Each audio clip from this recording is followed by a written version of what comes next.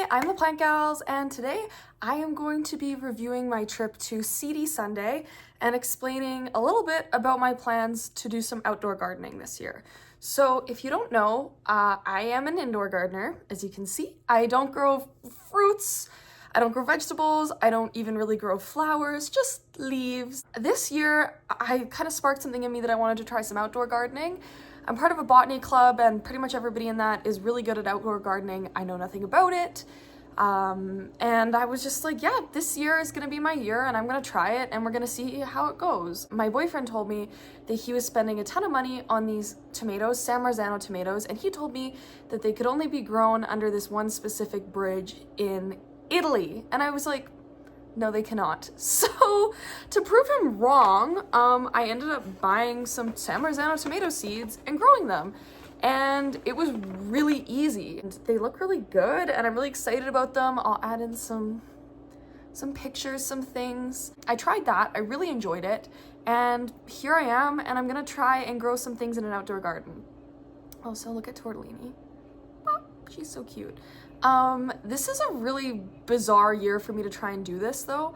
I don't have an outdoor garden, I have a concrete patio, so pretty much everything is gonna be grown in planter boxes. And when you see the things that I'm gonna pull out of this bag, you'll be like, what the heck are you doing? But that's okay, because I'm gonna figure it out. The quest to have an outdoor garden started with me telling a friend that I was growing tomatoes and asking for tips from them, because they know a lot. And they told me about this event called Seedy Sunday, which is a Sunday in Edmonton, Alberta, where a bunch of people go to this community hall, and it has 3 parts, I guess. So the first part is you can like bring seeds and seedlings and I think like equipment and books and information and things, and you can trade with other people for their seeds and their plants and their other stuff. This is not a foreign concept to me. You can bring anything plant related. Some people accept e-transfer or cash if you don't have anything to trade, so there was that. I didn't participate in that at all, just because I didn't know enough to talk to the people there and I didn't really have anything to bring. I guess I had my tomatoes, but I just didn't feel comfortable with that. So that part was kind of, I didn't deal with that part. The other part, which was the part that I was very immersed in, was the actual like vendor floor. So I don't know, there's probably around 20 vendors, something like that, and a bunch of like community groups that were involved in all sorts of different things, like beekeeping and trying to promote native wildflowers in people's gardens, and then just like a ton of different seed and tuber sellers. So I went there to, yeah, sorry, they're just gonna entertain you in the background if you want something to look at. But essentially I went there because I wanted to buy some seeds and to see what I could get. And this video, by the way, will be my first time including IRL footage that I will voice over. I'll tell you when I'm gonna do that. Actually, I'll do that right here. So as you can see, it was so busy, oh my gosh. And then this is just basically my boyfriend rooting through the seeds. There were so many options. This booth didn't even have the craziest amount, but there was literally so many. It was so hard to decide on anything. Each one individual thing, like peppers or something, had like 20 different varieties. I had no idea what was going on. And this is just like another sweeping shot to see how crazy busy it was in this building. So, as you can see from the footage, it was really busy, like really busy. It was really overwhelming. I found that the space was too small for the event. It should have been held somewhere bigger. I know that it's like a pretty small like community initiative, but they should have found a bigger place to hold it. From what I understand, they've held it for lots of years. So I don't know if it's always this busy or it was just that busy this year, but it needed bigger space, especially because in the plant community, there's a lot of disabled people in the plant community and a lot of seniors, and this place was cramped. The accessibility score was like 2 out of 10 for me with how many people were in there. And then also like the crowd etiquette wasn't the best. There was definitely a little bit of pushing, trying to get to the front, some kind of rudeness. It was really difficult. It seemed a little bit overwhelming for the vendors as well, and like that the vendors were like, oh my god, there's so much going on. I will also say that some of them had Square, the rest of them just took cash or e-transfer, which is totally fine. We actually brought some cash, kind of anticipating that, which I never do, and it went great. But yeah, that would be like my one con, was I do think that it could have been held in a bigger venue, and I would have stayed for longer if it wasn't so overwhelming in the selling area. I didn't even go into the trading area. I don't know if it was that overwhelming. It was down like this long hallway. And I felt overwhelmed already going to the one thing, so I didn't do any more than that. But that would be like my number one recommendation for them in the future, would just be like find a bigger venue. The other thing that I'll say is it was awesome. It was so cool. The vendors were so neat. I wish I could have talked to them more, but it was just so packed in there. There was a lot of people and knowledge that I honestly would have liked to get and to improve, but it was so busy. It was like I picked out what I wanted and then I just paid for it and I left and I tried to go to the next stall. I definitely didn't even get to see all the stalls because some were just so packed, and some of them that was like, from my glance at it, it was like, okay, there's a ton of people in front of it. It doesn't look like there's anything that maybe I'm looking for there. So I'm just gonna pass. Whereas usually in a market, I'll look at pretty much every stall because sometimes you find some hidden gems. Sometimes you're like, I didn't even know that I would enjoy this, and I did. But for this one, I was just like very mission oriented because it was so packed. I also can't speak to this, but I do know people who have seen this in other years, and I think that it was as good this year. They do have a speaker series, so they have several talks going on throughout the day. So here's the haul of everything I got, whether it's reasonable or not. Now, so this is the little bag. You can see I got the Dicentra Valentine. I hope we said that right. It's the red bleeding heart with the little white tips. And oh my gosh. Okay, these are like very much more sprouting than I thought. I have not opened this yet. I guess I will have to start thinking about that. But I got these. Where the zone that I'm in, these can overwinter very nicely. So when they go in the ground, they can just stay in the ground and overwinter and be so swag. This is in a bread bag, which I love the recycling. I'm gonna have to look at some more YouTube videos for that. This is like I watched a bunch of YouTube videos already on like things that I got, but I have not watched any for the bleeding hearts yet because I got very good instructions from the grower. But my Nana loved bleeding hearts, so I bought bleeding hearts. They were $9. And even if I just grow them in a planter for the year, that'd be fine. I'll try and find a way to overwinter them. But they're really rad, and I was really excited to get those. So that was my first purchase for $9. I think I'll save the ones that I'm most excited for last. Hee hee, it's very toxic of me. I don't even know what company these are from. Like no indication of that. So that one I might miss out on. These next ones. So my mom got two from this company as well. Prairie Garden Seeds. There's prairiegardenseeds.ca. Looks like they are from Saskatchewan. These are the two seed packs that I got. I pretty much got them for my boyfriend. We got sweet basil, which is sweet basil C, is an annual herb with large aromatic green leaves and white flowers. Use fresh leaves to make pesto. Basil is great freshly paired with any tomato dish, chopped fine in salads or in salad dressing. To preserve basil's fresh flavor, blend with some olive oil and freeze in ice cube trays. Start the seeds as bedding plants indoors. So this is honestly probably, I'm gonna try and make like a little indoor garden for these for my boyfriend. He loves cooking and Italian cooking in general. I don't know what the C means. They both have C on them. But anyway, yeah, these were $4 each. It doesn't say how many seeds are in each, but I will assume it's many. And yeah, I'm gonna just try and do like some little kind of like tabletop indoor gardens. I can kind of put like an inspo pic here. But these were my purchases that I wanted for my boyfriend because like I said, I got into the whole seed thing in the first place because of him. Oh yeah, I didn't say the other one is Italian parsley. Italian flatleaf. Oh, this one doesn't have the scientific name on it, but this one does. This is Petroselenum crispum. And it's a wide leaf Italian parsley, good recovery from harvest, strong stems for bunching and high yielding. So yeah. Well, I don't know. But those are the two that I got from Prairie Garden Seeds, and I'm really excited to start them. I'll probably do an update video on like these eventually. So this is Wild Rose Heritage Seeds. They are from Lethbridge, Alberta. So the first one I bought is jalapeno peppers. It says that the estimated seed count is 30 to 40, and I think that it's hypothetically I will have jalapenos in 70 to 90 days, and they're 2,000 to 2,500 Scoville units, which I guess is mild, which is kind of crazy. And this is Capsicum annum, I guess, is this. And then it just gives some planting instructions on the back of the bag. So it says you want to start them indoors 6 to 10 weeks. March to April before your last spring frost. That's very specific to my area, I'm guessing, because they're Alberta based, which is where I am. Is to keep them under grow lights, which I may or may not do. I have a really sunny window, which honestly will probably help. Thin seedlings down to 2 to 3 per pot. Germination rates can vary drastically from 10 days to 21 days.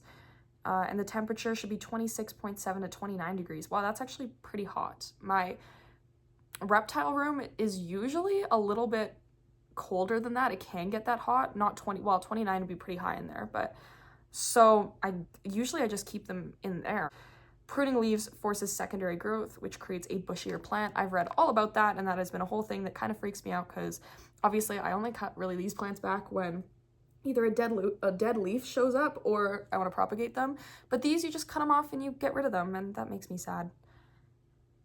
If seedlings become too leggy, place them in a cooler location. This will slow them down and make their stems thicker. That's cool. Cool. You can also pot them into 3 to 5 gallon pails and they will do quite nicely, or you can plant them in a row. So that's me. I'm the pails. Jalapeno M. Next, from Wild Rose Heritage Seeds, this is also Capsicum annum. Banana peppers. Once again, both of these, I feel like it's pretty obvious, are for my boyfriend's cooking. So yeah, the banana peppers, this says they're full sun. This one doesn't say full sun. This one says full sun, 75 to 85 days, and I get 30 to 45 seeds. Pretty much the same instructions on the back. I think he seemed more excited about the banana peppers than the jalapeno peppers. I'm kind of excited about them because they'll be different colors. And I think that maybe I'll try pickling them. And then I got one more from Wild Rose Heritage Seeds. This is my Swiss Chard Bright Lights. It's Beta vulgaris. That's kind of a crazy name. It says it comes with about 100 seeds, and in 52 to 57 days, I can harvest some Swiss Chard. I'll add in another picture of like the mature plant. Obviously, you can kind of see it on the packaging. I tried to get the colorful one. This is not so much for me. I think that I probably will enjoy this, and I will take the little baby leaves because they'll be nice in like little salads and things. But it's actually more for my skink, Lucille. I will insert a picture of her in a hat. Apparently they love Swiss Chard, and I think it would be really cool to actually grow some fresh vegetables for her. And the other thing that I liked about Swiss Chard is that it is color. Not all the varieties are colorful, but this variety is colorful, and it can be really good enrichment for your animals to eat different colored things. Enrichment shouldn't only come from food, but yeah, I thought that that would be really neat. Once again, Wild Rose Heritage Seeds.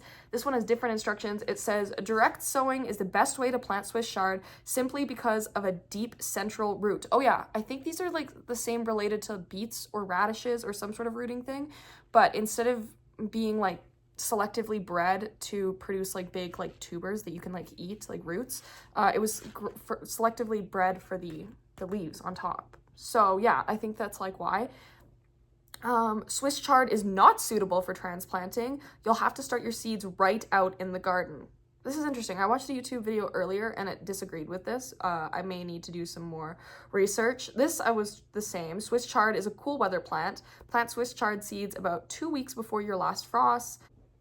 But those are all my seeds that I got from Wild Rose Heritage Seeds, and technically all the seeds I got in general. My favorite flower on the entire planet are dahlias. Not very many people grow them where I'm from because you have to dig up the tubers. They're not the type of tuber you can leave in the ground and overwinter. Kind of like when I was talking about the bleeding heart, that we can do that here, but you can't. So dahlias, I love them. This is Blossom Hill Gardens. I heard a rumor that they were going to be there. I didn't do my research well enough, so I didn't know if they were going to be or not, but when I saw them, I felt like I was going to lose my mind. I was so excited. I have watched so many videos on dahlias and trying to figure out how I'm going to do this. I am going to do this in pots, which is apparently fine, and I'm not, I know that people do them for cut flowers and stuff. That'll like break my heart. I don't know if I can do it. But I am really excited. I am going to do it, yeah, in like some little gardening pots. Like I said, still so much research to do, but I'm going to show you the varieties I got. Maybe I'll open the bag. So anyway, Blossom Hill Gardens, they say they have a website, so I'll try and include the link. And this says the bloom is going to be 3 inches wide and the plant is going to be 4 feet tall. Fuzzy Wuzzy is a bright pink dahlia with slightly lacinated tips sprinkled with white. So beautiful. I'm so excited. Let's see what's in the bag. Why not? So this is the tuber, and then this is the neck and the eye, I guess. I'm gonna put it back because it kind of freaks me out. Actually impossible for me to be more excited about anything than these. It is literally my dream to go dahlias. So I had never even really seen dahlias because, like I said, people don't really grow them here. My main exposure to outdoor gardening was my Nana, who grew flowers, but she just grew things that either were annuals or they would overwinter. She didn't really grow any like tubers, especially ones that she'd have to like pick up again. Look at this guy. He loves to check it out. I am not going to take out the other tubers because they're just like silly little things. I think there's one in each. I don't really know. But they're really cool. They're in dirt, and apparently I can leave them in there for a while. I'll read the sheet after. That's my least favorite one, even though they're all really cool. This is my second favorite one. This tuber is huge, and it appears to be sprouting a little guy. So yeah, I'm gonna have to start thinking about that and also be very gentle with this one. This one is the Holly Starburst. It's hot pink with white and yellow at the base of its petals. It is a prolific bloomer that pops out in the garden. Oh, it says its type is semi-cactus. I don't really know what that means. Its bloom is going to be 4 to 6 inches, so this is a big one, and also reach 4 feet tall. Hype. I'm very excited. I will put this gently back into the bag. Okay, this one actually already has roots. Oh, and it has its little tip is peeking out. Can you see it? Oh my god, this is so scary. So this one is the Valley Rust Bucket. I love the name of this one. It's a productive rusty red orange ball-shaped dahlia. The ball-shaped dahlias are my favorite. Its bold color adds drama to arrangements and the garden. So it's a ball bloom. It's only going to be about 3 inches, which I guess is the smallest one, but that makes sense because it's the most compact.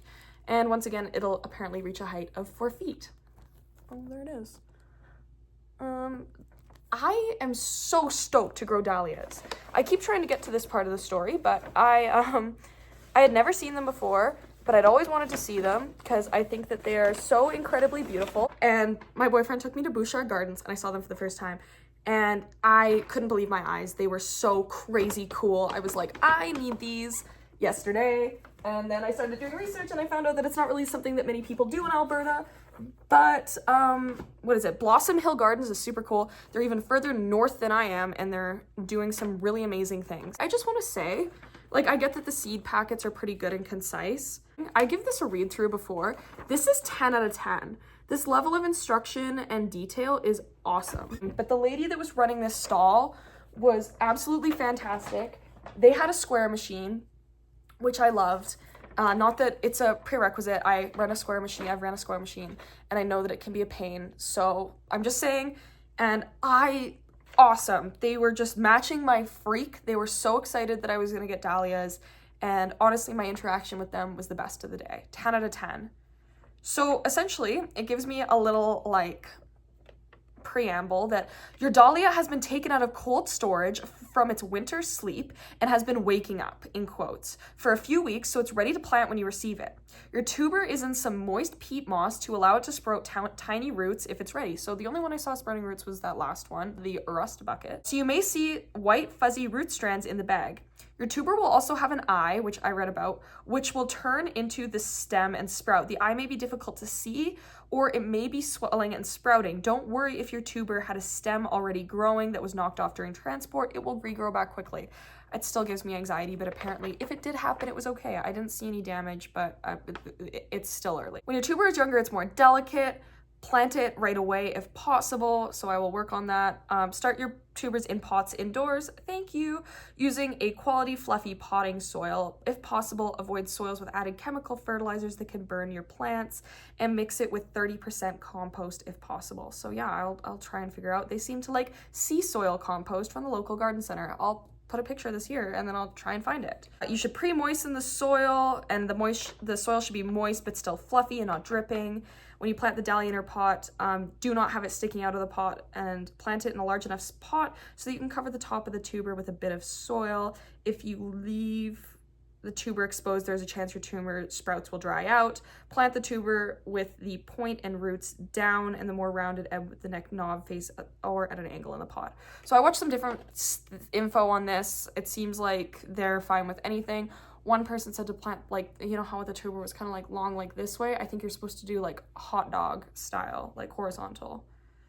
And then you just really don't, it seems like you really just avoid watering the tuber to make sure it doesn't rot. Don't put it under grow lights because it could dry it out faster. Essentially, yeah, they really don't water them much. Once the frost warnings have passed, around the same time you would plant out tomatoes. Okay, well, I just learned that. You can start putting your dahlias out in the day when the weather warms and bring it in at night. If it receives some light frost damage to the leaves, it should be fine as long as the tuber didn't freeze. If your plant is getting too tall in the house, not possible, obviously, in my house, you can prune it down to 2 sets of leaves again, which will just encourage more branching. Oh yeah, so like that was the thing. I think it said when it gets 3 sets, you want to chop off the 3rd set, and that'll do branching. And then it says a lot of stuff about planting it outside.